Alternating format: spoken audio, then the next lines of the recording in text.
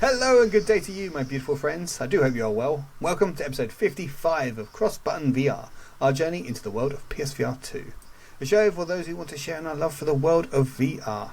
Now, I'm your host, Laurie, and if you do not know already, we are part of the Cross Players. So, if you like what you hear, check out links to all of the stuff in the description for this very episode. Now, it is an honour to be joined by two of the most energetic influencers in the metaverse. It's Reese and Alex. Hello, gents. Yeah, you're very energetic. Yeah, well, all that Monster Energy, you see. Although, did I hear rumours you've run out? You've run out of Monster Energy. I've run out. Oh, no. I'm suffering. Oh, dear. Oh, dear. And Alex, you see it in my eyes. Alex just exudes a kind of man of action type persona, so I think you're a very energetic man. You've got small kids, you must be energetic. Yeah, you're both well, though? Not bad. All good here. I don't need to ask how you are, Reese. I see you most days on the battlefield as we spread democracy across the galaxy. Can't wait to use the mechs. You need to liberate them first. No, it's been done. That's what we did last night. Shows how far I am behind, eh? Yeah, I think it's level 25 for the mechs though, so I'm gonna push for that. Yes, I'm not the level it needs to be. I need you to get to level 25, and then you can drop me down. Yeah, and I'll do that. And we'll just look, we've got a mech. Yeah. I pretend it's mine. Obviously this is Helldivers 2. If anyone's not playing this was the best-selling game on the PlayStation Store, I believe, in February, and quite deservedly so. 100%. Yeah, very good. It's game. Good. But this is not a Helldivers 2 podcast yet. Anyway, it's a PSVR 2 podcast. So let's jump into the news. And the first thing I saw this week was PlayStation blog did a little thing spotlighting Indian developers. There was 5 games from Indian developers that they were putting a spotlight on, and one of those was a PSVR 2 game, and not just PSVR 2, it was PC and PS5 as well, so a hybrid game. Yeah, and it looked very much like a Thumper in space, where you play as a Meteor going through space. And yeah, it looks, I don't know if you've seen a video for this one. Now, obviously, Thumper, you can play that in flat and you can play it in VR, and in VR it's like, whoa, it's totally like psychedelic. This game, you can see from the trailer, it's like that is going to look fucking amazing in VR, because you've got all these kind of colourful planets and nebulas and fire trail from your Meteor coming off. All these kind of things going on, and you've obviously got kind of the black of space. It's going to look great on that kind of OLED headset. It just looks like, oh yeah, this is going to be such a good tech showcase, if nothing else, for the headset. I hope it'll be more than a tech showcase. I mean, it does. I completely agree, Emily. If this performs the way it looks, I think it'll be excellent. I think it'll be a great experience for the eyes. Yeah, bring it. And it's nice to see. I'm happy to see this as another hybrid game, and I think hybrid games are not a bad thing because they're more sustainable for developers. Probably they do open up a bigger market, so I'm all for it. If I was a developer, well, you kind of think, well, you'd be mad to make if you can make a hybrid game. Like, okay, if you're making a game that it has to be in VR to work, then fair enough. But otherwise, like, why would you cut off the bulk of the potential audience? It's not just like half the audience; it's like 90% of the audience at this point. It's it's pretty bold move. And I think PSVR 2 people, if you say, look, this is a hybrid game, but it's kind of really sings in VR, then people in VR don't really care that it's available in non-VR as well, right? No, exactly. It's got leaderboards as well, Alex. Oh, we love a leaderboard. Climb the leaderboard. Game, then I'll go for the leaderboard. Yeah. I think leaderboards are probably the best thing for VR at the moment. They're great. Yeah. So that looks good. Meteor. No date at all on that one. Not even 2024. So who knows when that's coming. Still, one to look forward to. Another game that is coming at some point is Retropolis 2. Which Alex, you spotted, appeared on the store as a listing for it. Retropolis 2, you are playing some sort of detective robot. It's some sort of like film noir style detective novel type story, sort of lots of kind of tropey, that sort of thing. And I think this is quite very well reviewed. I think it came out last year on Quest and Steam VR. Even this year? I think it was this year. Retropolis 2 came out this year. The previous one came out, I think, maybe last year or the year before. That is fairly new. Oh, okay. Someone's lying to me on Wikipedia or Google. But yeah, January 18th. Unless it was in App Lab. Maybe. Maybe it was App Lab last year. I don't know. They kind of count as two different things on Quest for some reason. It's been within the last few months anyway, it doesn't matter. Yeah. 2023, 2024, it's all the same thing. Well, anyway, it looks good. And it's got good reviews, very well reviewed on Quest, so it's always nice when a well-reviewed, well-regarded Quest game comes across. Have either of you played this previously on the Quest? I haven't. I have both of them, but I've not played them yet. Of course you have. Okay. I think they're very much, and I think you made this point to me the other night when we were speaking about this. She says, I hope they bring the first one as well as the second one, and they don't do a Red Matter and just go straight to the second one, because I think it's very much two story-driven point-and-click type games, and I think they follow on from one another. Yeah, I believe it's a continuation of the story. So I think the first one is quite a short. Yeah, as a short. Kind of proof of concept kind of thing. So it's kind of like a fisherman's tale to another fisherman's tale. Yeah. Which again, that was another one they just went straight in with the sequel, and like both that and Red Matter, the sequel came out first, and then it was quite a while the first one arrived. So maybe we should hold off and wait for the Retropolis. But there's been no official announcement yet, as far as I've seen. So it is coming and it is on the store, but nobody's actually said anything about it. Oh, okay. Yeah, I mean, they're not going to say, are they? If the original's going to come later, they're not going to say that now, because I won't buy it, I'll hold off and wait, like a sensible person would. I'm still unsure if the original one's still in App Lab as well, so I'm not really too sure on that one. So that might be a reason why they've not brought that over.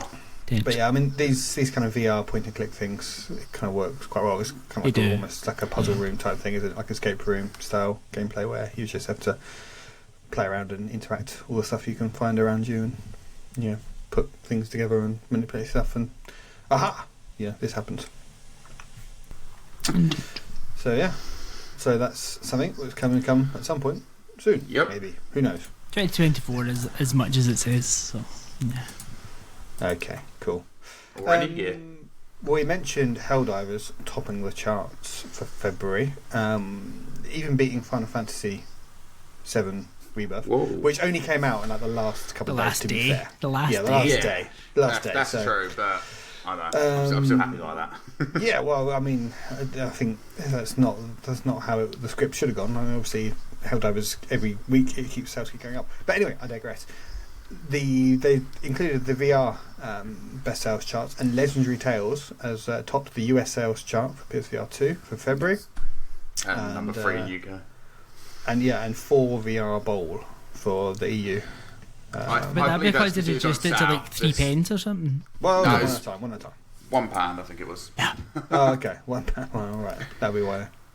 Yeah, that'll do it for sure. Yeah.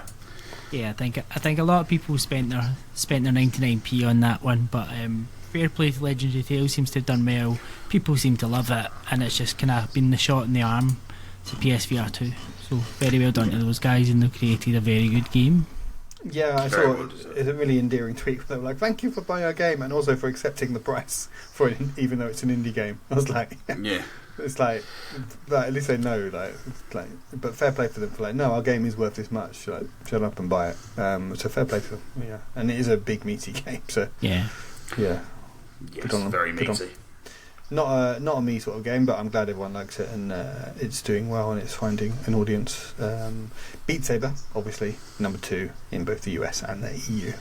Now complete with Daft Punk as of yesterday. Yep. So yeah, good stuff. And then there has been just breaking news tonight, as just before we jumped on to record this episode. There's been a press release put out and blog posts and tweets and things. Walkabout Minigolf is getting probably the most high profile tie-in yet, would you say, is a Wallace and Gromit course. Which it's like, where on earth did that what? Wallace does play golf, doesn't he? So yeah, but I know Aardman animations are a big global thing, globally famous, but it's just kind of random British animation studio, and then Walkabout Minigolf made in America, and just all these kind of lots of courses like the what was the the crazy mad neon world place is called? Meow Wolf. Meow Wolf, yeah, which is like a thing in America, but I've never heard of it over here and stuff. Like, what, like, where on earth has that collaboration come from? And I mean, I love it, but yeah, great. Can't wait. I think this will be amazing. Like, and they don't miss, and this is such a beloved franchise that you're like, it's going to be so good. And I played the Quest game of Wallace and Gromit, and there was like just seeing them and playing that in VR, and then to have basically be in that world on a golf course is just going to be so bizarre. And to see what kind of mechanics they're going to put into it, because obviously Wallace and Gromit is all this kind of, the whole premise of the show is all these different inventions and random things, and they can really go all out with this. So it's actually quite exciting to think what these minds at Mighty Coconut are going to go and do with this IP, and I think it could go somewhere you don't even imagine. Yeah, they can definitely put lots of callbacks from all the different, there'll be lots of in-jokes and references and stuff, and you think that Aardman are going to have kind of a lot to say in the design and the look and how everything looks, so they'll hopefully shoehorn in lots of good Easter eggs and stuff. It's definitely the one cool stuff I've seen, and now I'm excited for. Like, I think I was excited for the Labyrinth one to play that, but this one is kind of shot right up there as something I want to play. And I hope they add the moon to it as well. The whole episode of that. The moon, just little parts of each. The trousers, all that kind of stuff. I need it in there. I just need that for me to go.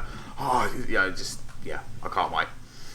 Yeah, I wonder if the fact that it's that Wallace and Gromit game on Quest, if that's part of it as well, as some sort of mutual collaboration or something, or if this, there'll be some tie into that game. Maybe. Could work.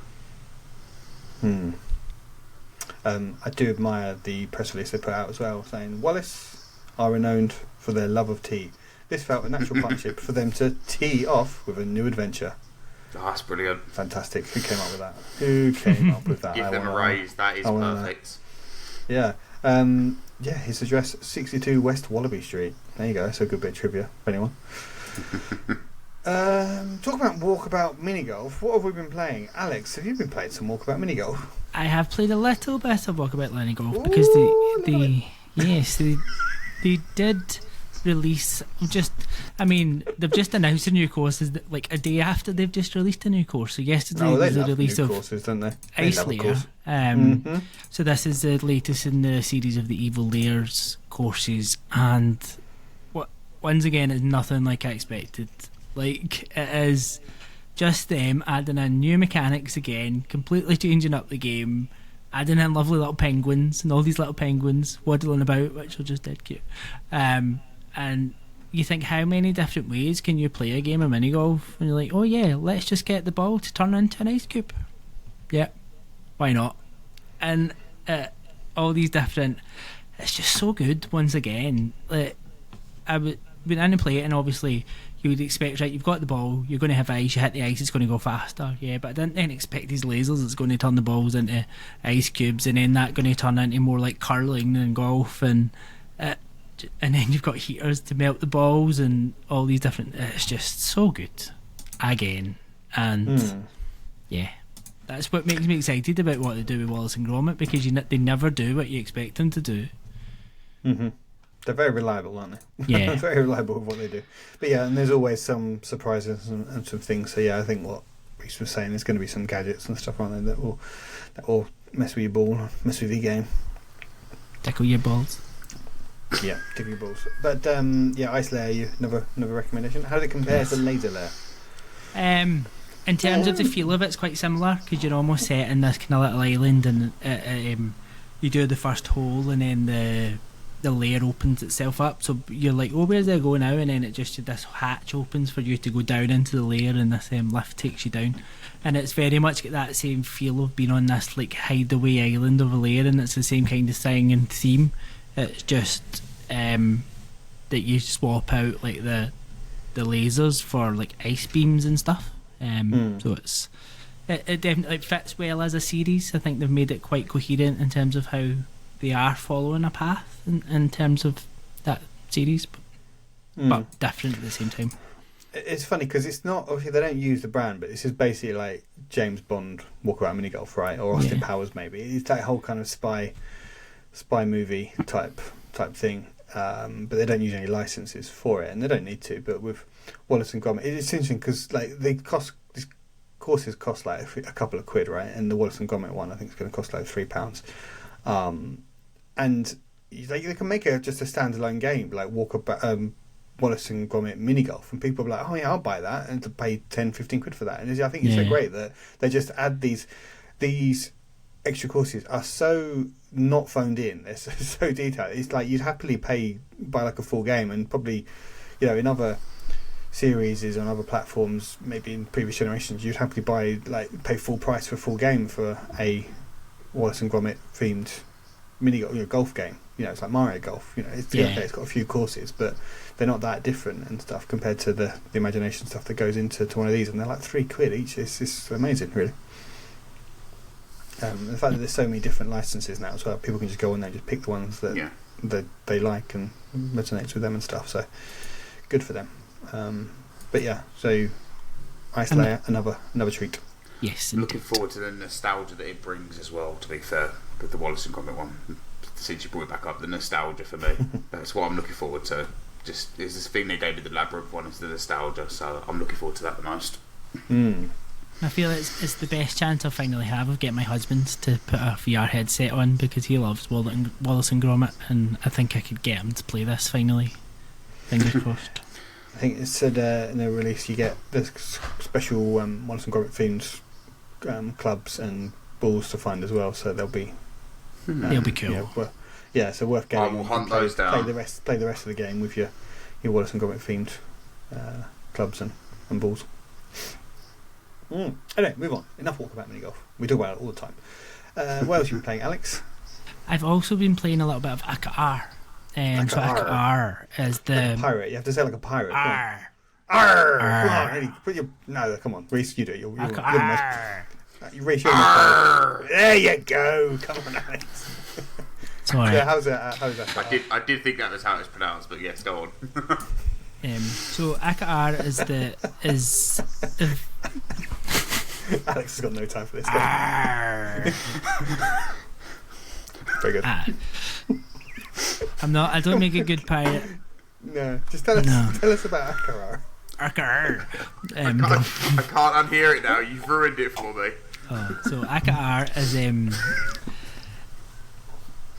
it's the VR reimagined. It's not VR reimagining. So Akka Arrh last year was a reimagining basically of some Lamasoft Jeff Minter classic games, kind of puzzle type, bullet hell. It's not bullet hell, it's don't know what you would really psychedelic, weird, trippy experiences. And this is a kind of VR remaster of it. So it was released in PS4 last year. This has now come PS5, PSVR 2, and it's very trippy. So it's very well done. I think the presentation of it, I think if you like this game and if you like the flat version of this game, you will absolutely love the VR version of the game, because it totally takes you in it. The effects are brilliant, but it could be a bit much for people, because there is so much going on around you, there's so much on the screen, it's so busy. I would say I still don't necessarily know what I was doing. I was doing stuff and I was killing stuff, and my scores were going up and my multipliers were going up, and I was having a lot of fun. Did I really know what I was doing? I'm not overly sure, but that's probably as much me not being familiar with the flat game. But I mean, it does have that proper nostalgia. It's really well done. Like Atari have done a really good job in a lot of these kind of remasters of the classic games from the 80s, 60s, 70s, 80s, 90s, some of the games that they've redone. But what I would say is this is not going to be for everyone, because some people, if you don't have any sort of nostalgia for this type of thing and you put this on, you're going to be like, what the fuck is this?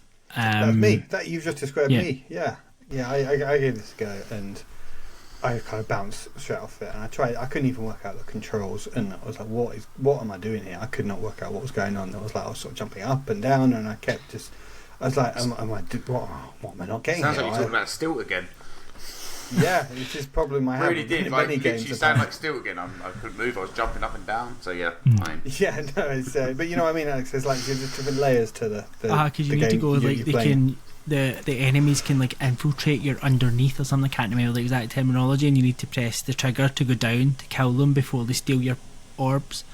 but you don't necessarily. I couldn't necessarily work out when you could press that button and when the things were there and what was actually driving, what was killing things, and it was all just a bit.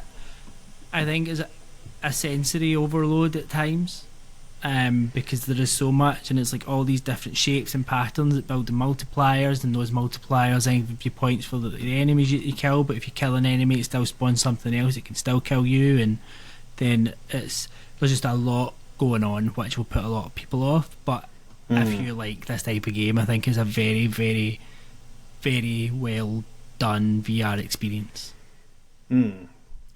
Yeah, I did admire the aesthetic, the graphics of it, but it was all just too overwhelming. I couldn't get my head around what I was supposed to do, and it just made me feel grumpy and old and tired. And so I mean, it did. I agree. It looked a bit busy on the trailer when I watched it, so I think I'll kind of second that view that you're saying, because my first impressions, I've not played it, so watching the trailer was, it looks very busy, like there's a lot going on, and I think sometimes that doesn't always portray well in VR, especially with a lot of players, because if there's too much going on, you're like all over the place with your eyes, so I don't think it's one for me. Well, it's almost like, and probably a fair way to put it, see if you had Masternoids and then you layered about 15 things on top of it at the same time. Yeah. It's almost like that. Like the base, you're trying to focus on that base game, but if you made like the whole setup of Masternoids like 15 times busier and so many things going on round about you, more things flying in front of you and all that, whereas I think Masternoid does a much better job of giving you a good clean experience. Yeah. Fair play. Play Mastermind. Watching it kind of reminded me, I thought it was going to be like Super Stardust Delta type of thing, which I love, but it's not like that at all. So, not one for me. But I'm glad you liked it. And for fans of the genre, probably good ones for them as well. Yes. Reese, I gave you like no time at all last week to talk about a game. Take a bit more time now and tell us your thoughts on System Critical 2. Why don't you? So, with System Critical 2, I've played only the first few levels so far, so I've still not completed it to understand where the story goes. But when it does start up, it gives you a premise of a character you're playing called Cyborg 13. She's basically the last bastion of civilization. Love it. It does sound like the story is wrote by ChatGPT when I first heard it, and also with the AI voiceover as well. It doesn't really help, I think, with that. So my first initial thoughts when watching that part was I don't feel connected to the character they're trying to give me. So with that in mind, I wouldn't go into it for story. Gameplay wise, it's extremely fun. It's a challenging first person shooter where you utilise both your hands with using either melee weapons, a blaster and a pistol. You have alternate variations of your blaster from like a more flame shot, an ice shot kind of thing. That's what they look like. I don't know if that's actually what their effects are. Each level has various enemies and various environments. The second level I found to be quite more better looking than the first. I was actually turning around looking at the environment, the outside world more than anything else. The boss battles on each level are very challenging, and they give you that really good kind of retro style arcade feeling boss battle, which I've really enjoyed. The soundtrack as well, it's a repetitive soundtrack, but I believe this is what he's went for, because it adds, like, if you go back to like old 90s retro games or even before then, you have that looped soundtrack and it kind of gets stuck in your head to the point where you're walking around going it's stuck in my head. And he's got a different song for each level, and that just the loop tracks that he does are very well done. And I believe he's created all them songs himself as well, which even I find it more incredible that he's done it that way. Like I said, I've not finished it, but what I've played so far, I'm enjoying it. I don't think it's going to be a game for everyone because it is very challenging. It's not as difficult as his first game, System Critical 1. I believe, because when I spoke to him about that, he stated he doesn't think anyone's completed that one yet. That's how difficult the first game was that he made. So from this, no one's completed it. He doesn't believe, as far as he's aware, no one's completed System Critical 1. What? So I played a little bit of System Critical 1 and I couldn't get past the first level. I played it like for a little bit, so I didn't kind of like go in like, trying my best. But with System Critical 2, you can kind of feel a little bit more lax while you're playing it. You will have to be quick with your reactions and things like that. But overall, if you do want a challenging first-person shooter experience, it's definitely worth checking out. Like I said, I've not finished it yet, so I don't know how it progresses further in. So take this as you will. You can finish this one though. People have finished this one. People have finished this one. Although I've heard the last few levels in this game, like it's almost like the difficulty just goes from 0 to 100 in the way they've described it with the last few levels. I've found the boss battles have not found too difficult so far, but there's some of the platforming. It almost feels like you're walking on ice a little bit. So it makes the platforming a little bit difficult, but yeah, if you're a fan of these type of games, I think you'll get some enjoyment from it, definitely. Well, not one for me. You're not a fan of shooty shy. No, or brutally hard games. Yeah, does it have an easy mode? Can you put it on? Like... No, there's no difficulty. There's no settings to change anything. Got none of the audio. It's just straight in. Straight in, no kissing. Yeah, be good, or turn it off. Basically, as I think what he's went for in this. Yeah, it's pretty much what he's gone for with this game. It's brutal, but yeah. I've enjoyed what I've played so far, but after each level I have to stop playing because the amount of times you're pulling that trigger, my fingers end up killing me. So, yeah. Don't him. He's a big... literally. He's a grown man. He's alright. Literally, like you're going like that the whole time just to keep shooting at these. I've got a sore finger. Alex, he's horrible. Still upset about the pirate comments. Okay, well, no one has finished System Critical 1, but a game that has been finished... Apparently. Well, yeah, allegedly. But a game that has been finished by me is Horizon Call of the Mountain. There you go. That's a segue to end all segues there. That's a good one. Call of the Mountain, yeah, I finished that, and I still bloody love it. I agree with Ben wholeheartedly.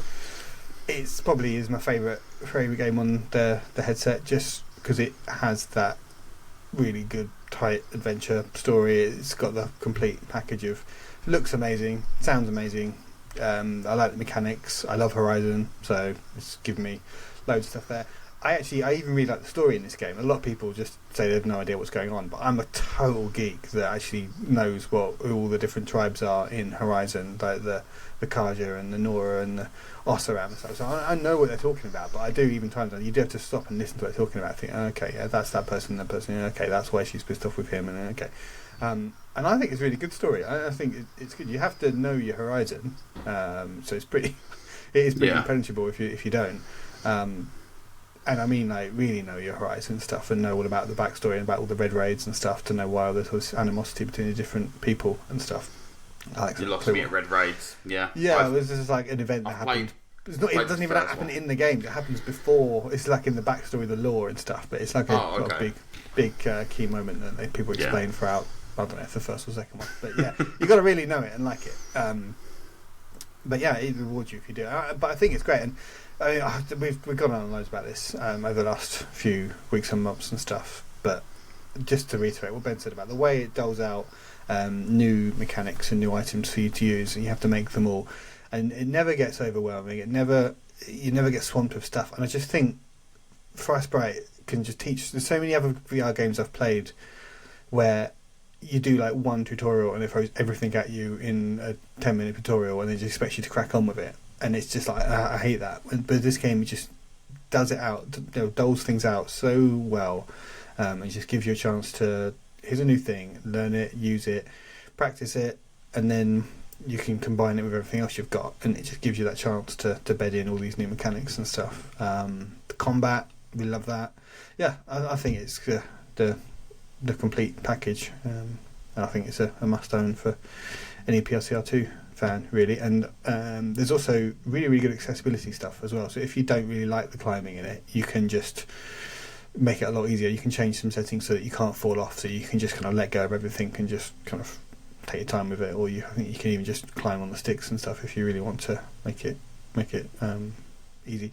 But yeah, so you can just play it however you really want, really. Just enjoy it for for the eye candy, and some of the set piece moments are just like amazing, like really really good. When every time a big tall neck comes into view, or the Thunderjaws, they just steal the show every time. It's great. My question is, seeing as you like it that much, are you going to go for the platinum on it? No, of course I'm fucking not. Damn. Not even that. Like, when he's got that much enjoyment, you won't go for the platinum. That's disappointing. I'm upset with you. Have you met Laurie? Once. Yeah. Yeah, no, I'm not going to go for the platinum. I'm not spending any more. I need to return to it, and I've got to admit, every time you talk about it, it does make me want to play it more. So, I mean, the platinum is... it's achievable. Well, I imagine you'd have to find all of the things, the little targets. You shoot your arrow with, Yeah, the little hidden targets in each level. And I enjoyed looking for them as I went through the level, but there's no way I'm going to go back just to look for those, because I've got better things to do with my life. That's fair. But yeah, you're not finished it? I've not finished it. I've probably played about 3 hours of it. I think I got to the part where you got is it the Thunderjaw that's chasing you? Yeah. And I've got up to that bit, and then I took a long break to the point where I'm like, okay, what am I doing now? Kind of thing. Probably about a third of the way through it there. So okay, so I've done a bit then. Yeah, I think my clock timer thing, I think it told me I was on about 12 hours by the time I finished it. But I have had a lot of time of people just going on the river cruise safari thing. That's fair. And I played it once and I restarted. I probably played an hour or two and very first got the headset and then restarted it. So it probably took me about 8 hours, I'd guess, to play the whole thing. So it's a decent size. That is the perfect size game for something like this for me. If anything, maybe it's a bit longer. I would have happily had it a little bit shorter, but I think anywhere between 5 to 10 hours is a perfect time for VR games. I don't think you need these huge things, because where do you find the time? No, you don't. Exactly. You just fit it in somewhere. Okay, well, there is another game that I've been playing that I want to talk about with you, Reese. Before we go on to that, though, I just want to remind everyone that if they want to support us, they can give the podcast a sub on the service they're using. And if they're watching on YouTube, why not hit like and subscribe too? And leave us a comment, because they're always nice to read. You can follow us on Twitter at CrossButtonVR and at The Crossplayers. And if you would really like to show the love, you can do so via patreon.com/TheCrossplayers. And for £2 a month, you can help us produce the show and join our lovely little WhatsApp group. And for anyone out there that does not have perfect eyesight, check out VR Rock at vr-rock.com to buy some prescription lenses for your PSVR2 headset. These guys have got them, they love them, and they are a way to make the headset much more comfortable and easier to see what you're doing in, which is always good. And if you use the code CBVR, that's CBVR, you get 10% off and free worldwide shipping, and that's at vr-rock.com.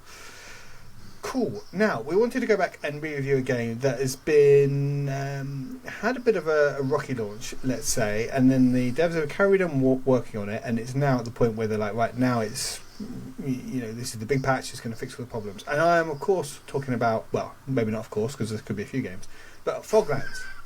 The Foglands. And, we have been playing it. I've been playing it again. Reese, you've had played a good chunk of it, I believe. You've reviewed it on your YouTube channel. What's your YouTube channel again, Reese?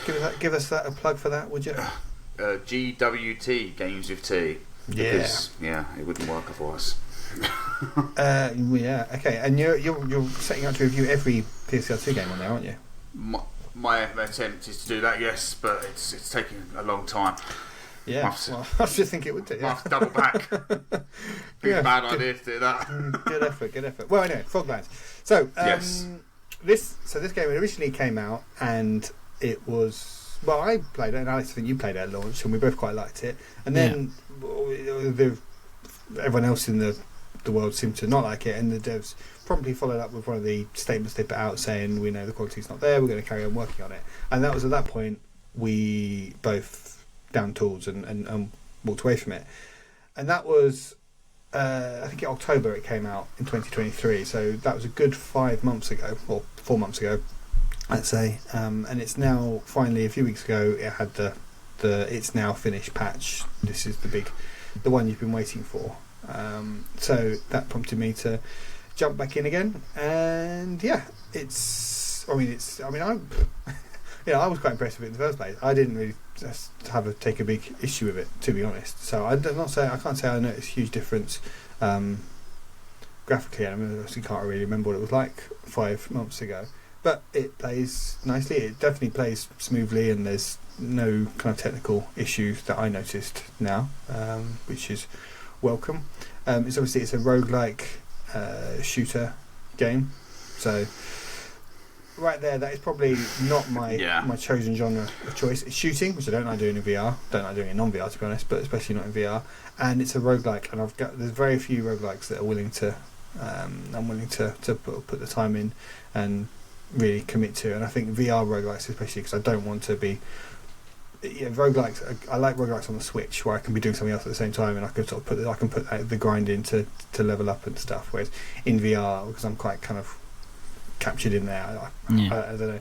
Roguelikes is just not my genre. But as I said, I give this a go. I've given it a few runs, and well, I'll stop talking there. Reece, you tell us what your views of the game are. I enjoyed my time with it. So what I've played, so I've not completely finished the whole thing. I've done enough to understand the story and what's going on there. And from my understanding, you can understand the story and find out a lot of stuff with each character without actually completing all the boss battles. So if you are interested in a story-driven narrative, it's perfect for that. One of my favourite things I've experienced in the game is it was the story. I've got to the point where I'm kind of getting a bit sick of roguelikes, if I'm honest. I've played too many of them in the past year, especially on VR, to now where I was not really looking forward to playing another one. But what really shocked me with this one was how the story worked. So you'd go to one area, and it'll be, you'll go there, you'll meet a character, and they'll have their dialogue with you. Then you'd go back there the next time, and they'll be like, "1 minute, how are you back here? I killed you last time. Why are you here?" And then something else will happen, and you find out more without spoiling the plot. It's the way they've done it. So each time you play each run, the story changes, and it gives you more dialogue from the character Jim, who you play, and also the narrated version of Jim, which is the older version of him. So you get more narrative each time you play, to the point where it just adds to this story, the overall world that you're in. And I think for me, that blew me away in a sense, because I've played a lot of roguelikes that say they have a story, but not enough to make you go, this is a full-length story, whereas this felt like a very well-wrote story. And I think that's what impressed me the most. So gameplay-wise, it's a lot of fun. It's a issue, but you said you're running around shooting enemies in each area, and you're moving to the next. It's got the roguelike formula that everyone's familiar with now. You can upgrade your character, you upgrade your weapons before you do your runs. You get runner keys, and you can unlock different things back at your base, which there is a lot of them. When I say a lot, I mean there's some permanent upgrade stuff as well, isn't there? Yeah. So the permanent upgrades are on the runner key wall, and I also believe there's another thing as well. I can't remember what they called it.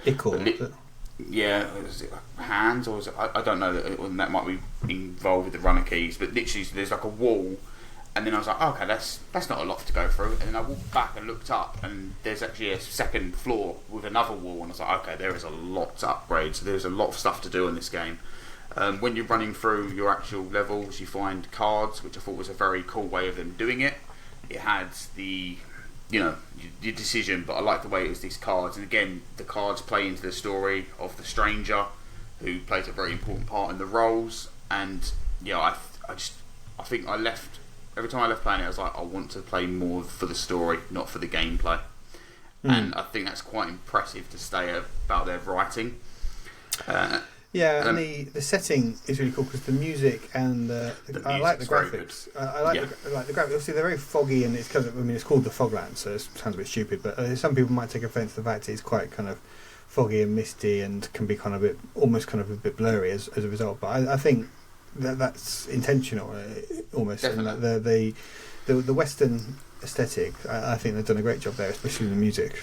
It plays very well into the music as well. Like, it's almost like a country-esque Western type thing with a little bit of electronic vibe to it, the way they've done it. And when you get into some really difficult battles, you hear the banjo kind of pick up, and the little drums, and you kind of feel this. And I'm leaving it going, oh, this soundtrack's really good. Like, I actually wouldn't mind having this soundtrack on my Spotify playlist or something. It's It's a really good soundtrack. So they've done a lot of good stuff. I even noticed some things about the weapon design. It looked familiar to like other games. Well, not other games. It reminded me of like say like Warhammer in a sense. I could see inspiration from the weapons and where they've probably drawn some inspiration from stuff. And I think that worked really well inside this world that they've crafted. So yeah, I've got a lot of high praise for stuff. I think my only criticism is I wish it wasn't a roguelike. I wish it was just a story-driven narrative game. I thought that when I was playing it. I was like, why? I'd be much more inclined to play this if I knew that every chamber I got through was progressing through it. And if it only took me 2 hours to complete a story, I wouldn't mind that. Like, that's fine. Yeah. Every time, and I get where they've done it as a roguelike because obviously it adds that extra layer of story each time you go through. But I don't mind that not being there because I feel like the story that they're telling would be so great. It's just a normal story-driven narrative, and there is a story mode that does make the difficulty a lot easier, so you can breeze through it. If you play on normal difficulty, the characters are like the enemies are a lot more difficult. I was saying a lot more difficult. Yeah, I was playing on that. I don't think I knew there was a story, to be honest, but a story difficulty mode because that's.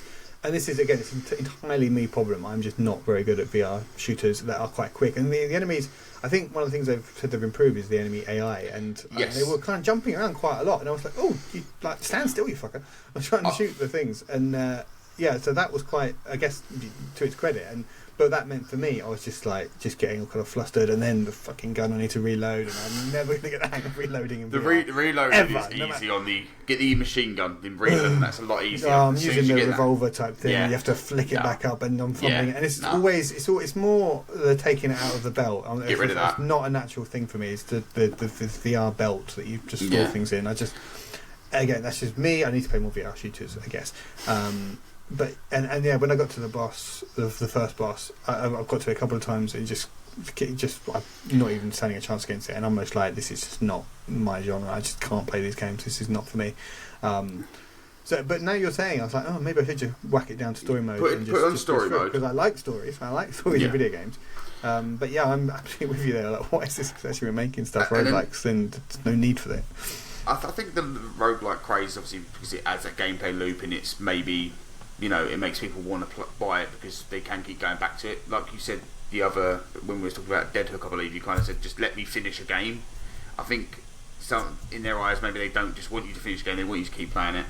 But another thing that really blew me away with this is the voice acting as well. Like the voice acting is very impressive, and each character's voice plays so well into the world that they've crafted, and I think that's. A very high praise to give them because usually you find with a lot of VR games they kind of have everything else perfected and then the voice acting seems like the last thing to put in, and it's almost like it's not always a professional sounding voice acting, or it's sometimes AI generated, and it really ruins that experience in the sense of a story that they're telling. Because let's be honest, if they're going for a really strong story and they give you an AI generated voice, you're not going to feel the weight of them characters, you're not going to feel their emotions. Whereas this, you feel the emotions of the characters when one of the characters gets lost, and the way they talk to you each time, it's like you hear their stress and their struggles of what's happening to the settlement, which I found very impressive.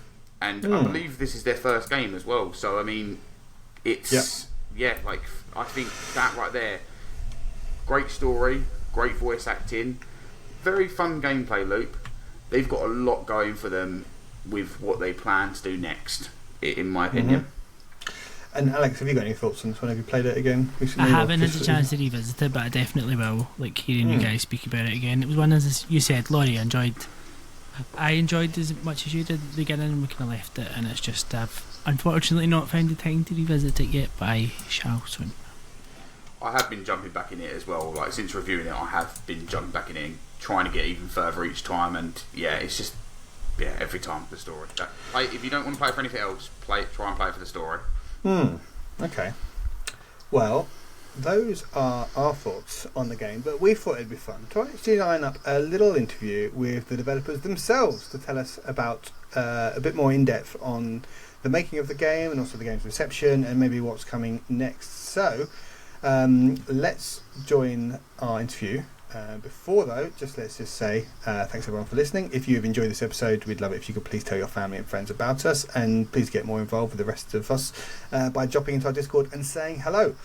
Last but not least, thank you to all our patrons for supporting the work we do. We love you. I've been your host, Laurie. These two have been Reese and Alex, and here is our interview with the Foglands developers.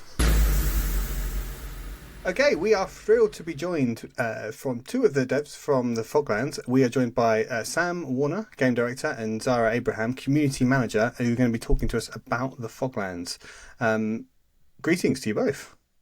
Hey, Hi. it's great to be here. Finally, after all these months, glad to be on the show. Yeah, no, thank you for joining us. I guess, do you want to just start off then, telling us about, in your own words then, about the Foglands and how it came to be? Yeah, sure.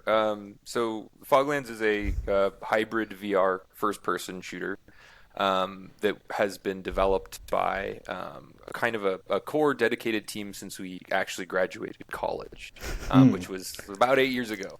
And on and off, we were working on the game in and out of VR, although primarily it was in VR for the years running up to our actual funding of the game. And we always knew we wanted to bring kind of the character and storytelling of some of our favorite games together with the really fun high agency gameplay that's granted by VR. And so that, this was our opportunity to kind of mash those things together and see how that worked. So was there a time in development where it could have gone either way? It could have been a pure non-VR game, or it could have been a VR? I think as a young studio, we found ourselves able to stand a little bit more on our own 2 feet by leaning on the pillars of VR. Not a lot of people knew what that was or really how to do it. And so kind of right out of school, it was easy for us to say, we are a studio, we do VR, and get a little bit more notice. So the development of the game ended up being, we kind of chased that until we were able to start actual production on the game. And one of the things, we've had a lot of developers on the show over the last year or so, and one of the common recurring themes that they say is that developing in VR, you're having to kind of relearn or create things from scratch. And I guess if you started this that many years ago, it must have really felt, right, how do we do this and what's the best way to kind of work it out? You don't have that benefit of experience from everyone else and all the games that have gone before it. Yeah, so our studio, we were lucky enough to get to make games outside of VR, kind of to pay the bills, and so we learned tons of how to actually develop and grow a team for console and mobile platforms. Like those things sort of became our bread and butter. But then the opportunity to make Foglands came along, and it was sort of, like you said, a bit of a challenge applying a lot of that learning to the new development process of VR.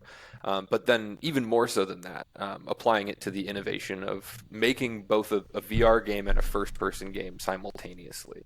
That, I think, was a challenge that, at least to date, maybe to the date of Foglands shipping, had never been done, to simultaneously ship a hybrid first-person shooter experience. Those exist. I'm not saying that they don't exist. It's just the day and date ship for that was a lot. Yeah, I'm trying to think, because obviously you've got sort of the Resident Evil games are the sort of classic examples, right, but their VR modes came a long time after and would have had a lot of development, and they were full non-VR games that have had that. I can't think of any other examples that are shooters. Especially one that started in VR and then was kind of like adapted to first person rather than the other way around. Yeah. I think the only one that released with as a hybrid was RE7 on PSVR 1. That was initially PSVR and PS4, but I think that was the only one at the time. Yeah, and I think it starts to get into our own semantics. I don't want to make claims that but I think what was different about that game and Foglands, at least, and had been a priority for us from the very beginning, was making sure that hybrid mode was like, I want to sit on the couch now and play the same game, but in first-person mode. Yeah. Rather than like load up an entirely new save file or start something completely over again with that different game mode. So yeah, it ended up being like a a much more paralleled development for those two modes. Yeah, exactly. And in terms of the game development, was it always intended from the outset as a roguelike, or did that develop as it went along? Did that? It's a good question. Our initial prototype for the game was not initially a roguelite. It was a more of a linear. I guess what you could look at like a Half-Life Alyx and say, you're moving through a tutorial, you're engaging with characters, but it's a very like linear single player experience. So just moving through like pre-designed levels.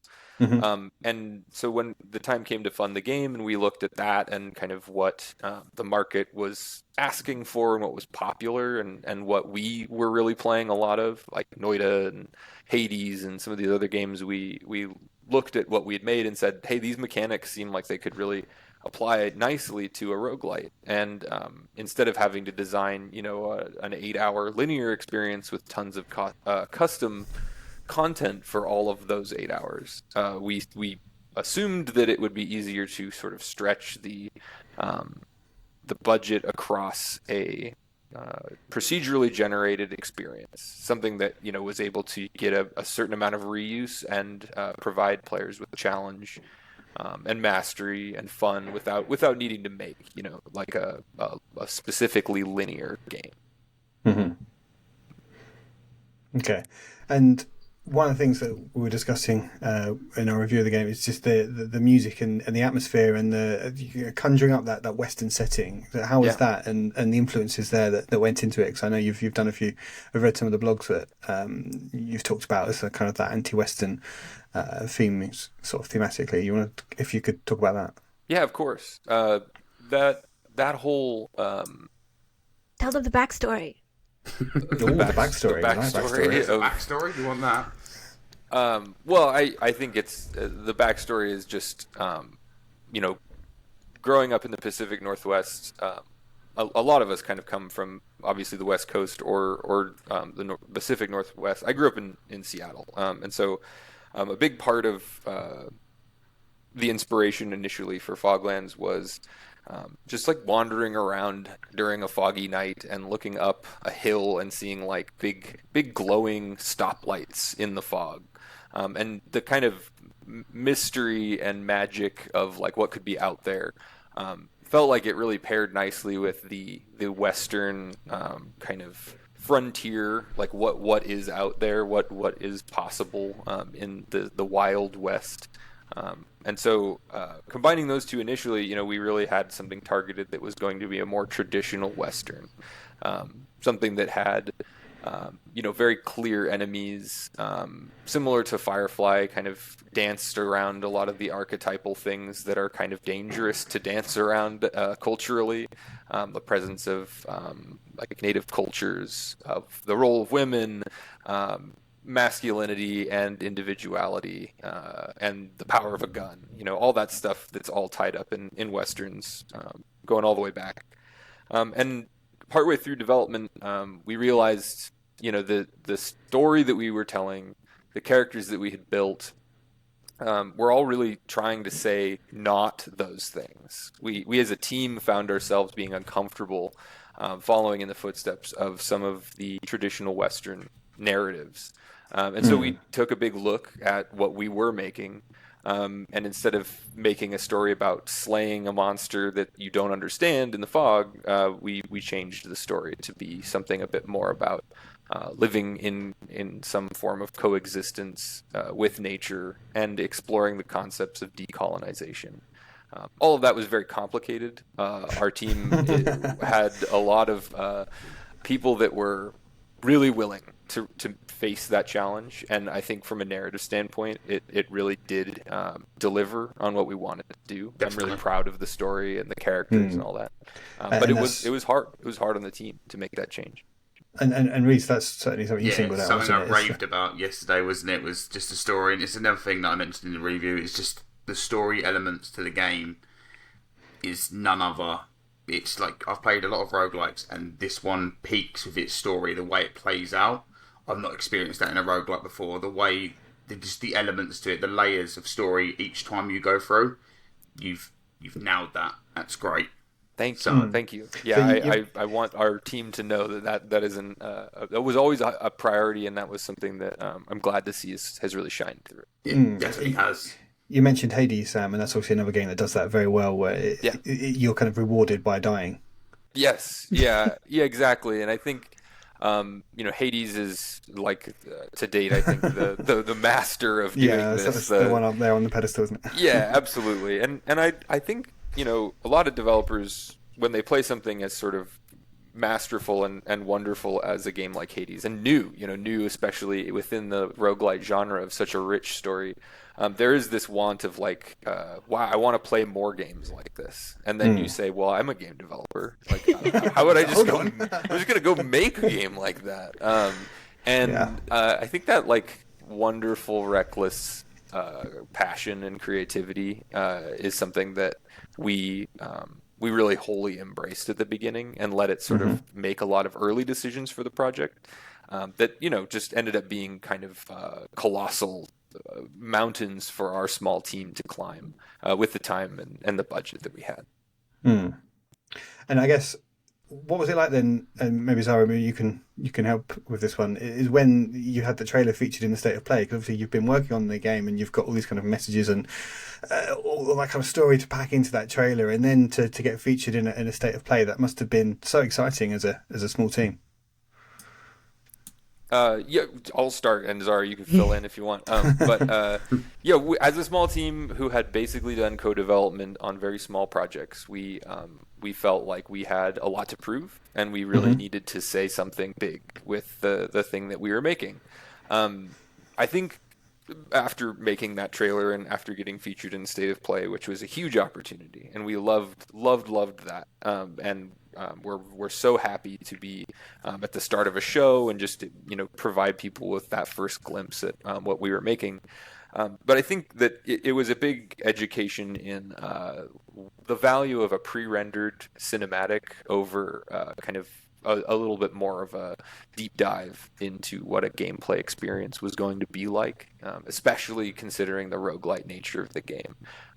It is a mysterious world. It's a mysterious game. There's a lot of like stuff to discover and unlock and explore. I think we maybe held a little too tightly onto that mystery and maybe not just telling people outright, hey, this is what this game is literally going to be.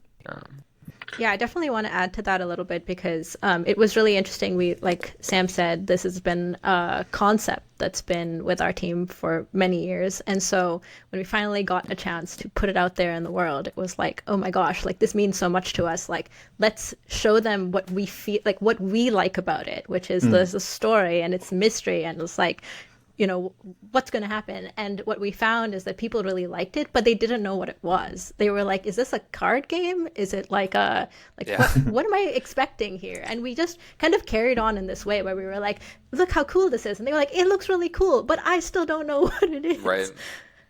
So that has been a great learning for us, kind of when getting the player feedback, like, oh, we just need to be more specific about all these aspects about the game, that we had these incredible trailers like throughout, and a lot of them much later on, not the State of Play one, were all in-game footage, but we still neglected to be like, and here's the specific things you'll be doing in the game, which definitely came back to bite us.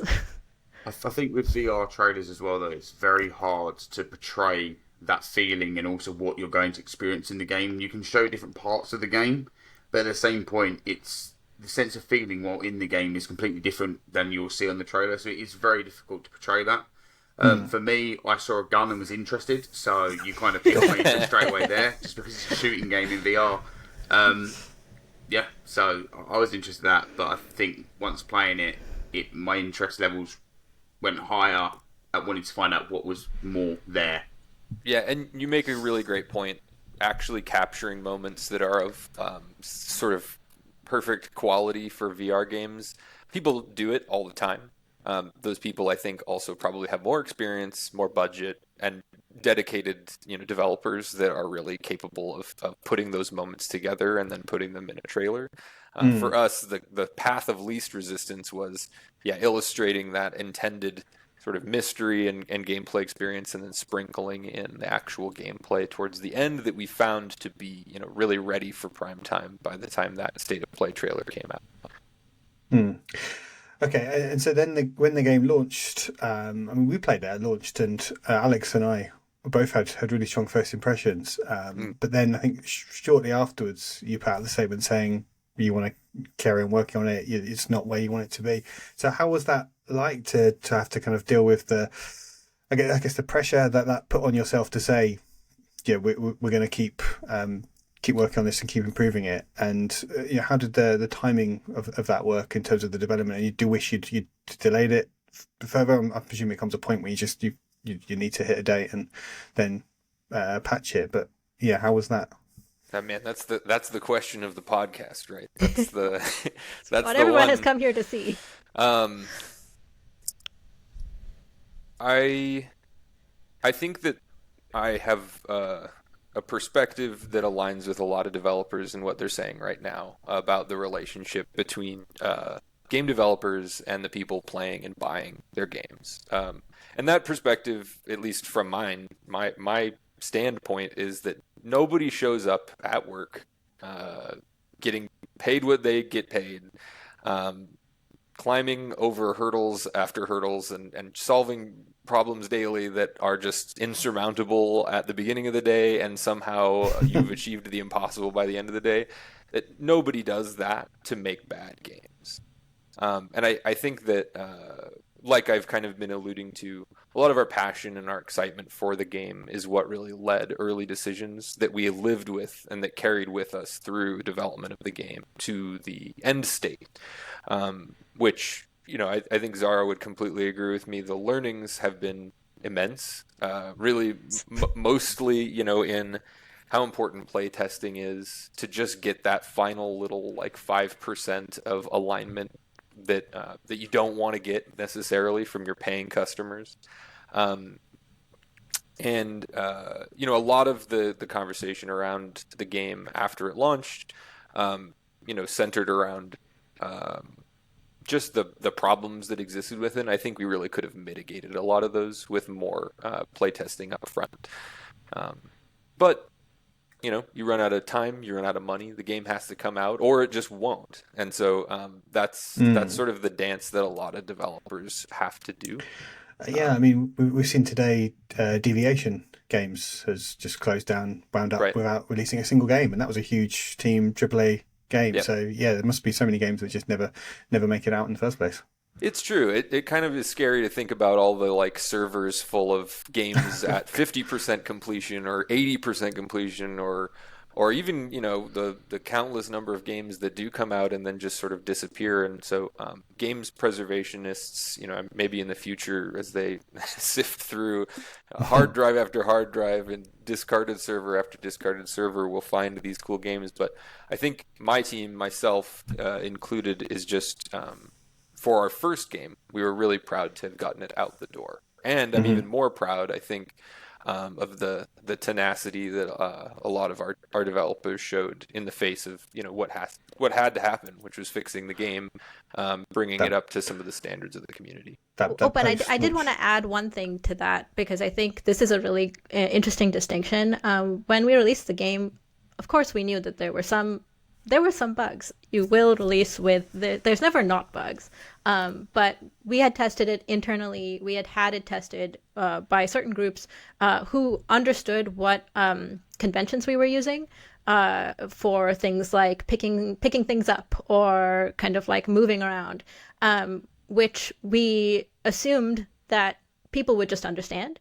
And what we found is over the time of development, which was a couple of years, conventions change. And so when we released the game, we had no idea that it would be those aspects, those quality of life aspects, would be so detrimental to people's ability to even kind of on a surface level play the game.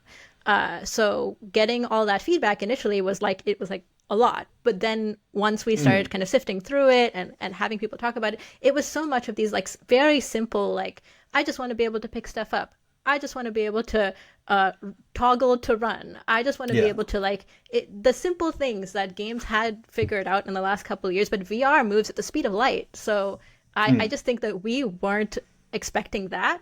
To then, once we patched that, we started to get more detailed feedback, but it really wasn't as bad as how it felt when it launched. And that's really fascinating, because it comes back to what we were saying earlier about how VR development, and if you're a new studio making your first game, a lot of the stuff hasn't been, a lot of the rules haven't been written, and everyone's kind of working out as they go along. And even just during the development of it, as you say, you've got the conventions you think you work, but then by the time you come to release it, other people have done things, and that's what set people's expectations and understanding of the language of these games and the grammar that they speak and stuff. And that's where you're having to go back and think, well, it worked for us, but now it's accepting that the conventions are different, and it's keeping up with that when the speed at which it's moving is it must be impossible as a developer. So you've kind of fighting a losing battle almost. One thing you should be proud of as well, though, is what I noticed straight out of the gate when obviously these issues did come up and a lot of people noticed them. You was very transparent about it, and I think that's what a lot of gamers respect, and even players that have bought your game as well will respect that transparency. Sure, there will be disappointment layer there just because they have spent money on a game, but at the end of the day, from day one, we're going to fix this. We know what we need to do, and we're going to fix this. And I think that is appreciated, other than, kind of putting a wall over people's eyes and just going, no, the game's fine. There is that side of it as well. So you did kind of do that really well. I want to say that this is something I really love about the VR community specifically, because it's a smaller community, vocal, obviously, all gamers are, but the amount of knowledge they shared with us at that time, in various anger, not anger, whatever, but they shared so much of that with us in a way that we didn't even have the time to kind of dig into all the specifics of how VR games do things. They shared all that with us. We got 2 years worth of an education in a week. And so we were able to then turn around and all the fixes or improvements really quickly, because I think one of your questions was, do you wish that you could have delayed the game? And I truly believe, I don't know, Sam and I, we kind of agree on this, that even if we had delayed it, we wouldn't have fixed the right things. There's a lot of things that we could be working on. When you're a game dev, there's all these little things that you could be doing better. We could have taken months more, kept tinkering with it, and still not realized that all people don't want to point to pick stuff up. They just want a full motion of their hand to be able to pick things up. We would never have known that.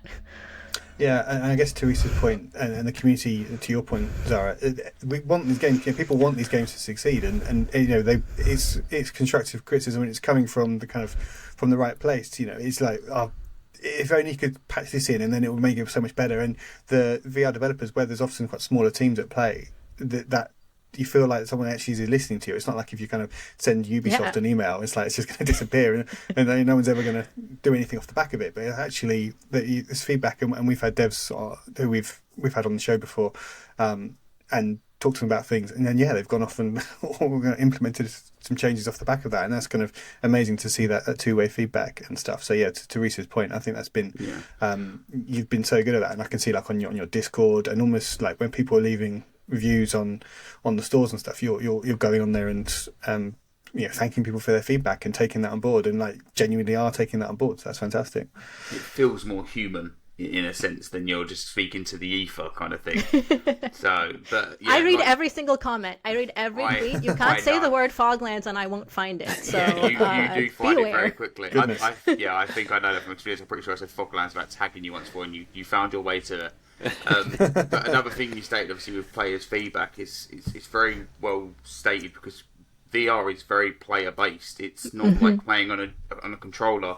You have people that are more, they play with their left hand and the game only suits their right hand, then they're not going to have an experience like somebody else would straight out of the gate. So there is so many different things that bear into VR. Obviously, you've got disability that comes into it as well. Some people might not be able to stand and play the games, and you've got to work the seated options in to be better than, there's some way that you might have to lean forward. You can't do that a certain way. So there's so many factors that bear into VR that I think having that player feedback is the best way you're going to get it, because you're not going to get it from somebody who's just going to come into the office and go, okay, I'll play test this for 2 hours, because their play testing is going to be completely different to somebody else's play testing, because it's VR, you're there. Yeah, it's kind of way of looking at it.